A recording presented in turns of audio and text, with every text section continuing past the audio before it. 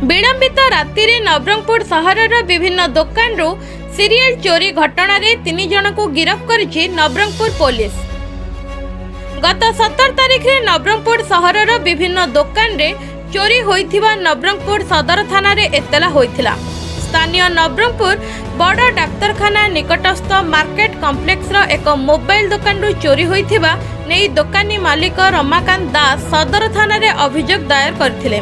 एहाकु नै थाना अधिकारी संबित बेहरा निर्देश क्रमे तदंत ऑफिसर सबीर अहमद कोईगुड़ा ग्रामर राकेश हरिजन सह 2 जन नाबालकों को पुलिस अटक रखी पचराउचरा करिथिला।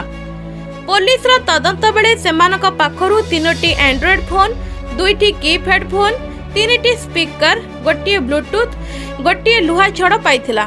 पुलिस सेमानकु गिरफ्त करी कोर्ट चालान करिछि। घटना अनुसार गत 16 तारिख राति रे नवरंगपुर सहरर मुख्य चिकित्सालय सामने थिबा मार्केट कॉम्प्लेक्स रो 3 गोटी दुकान रु शटर ताड़ीबा सह ताला भांगी दुर्बृत्त माने चोरी करथिले।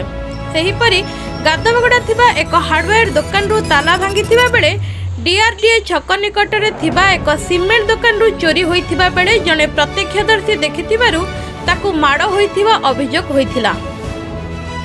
Bureau report news 24 Nabarangpur.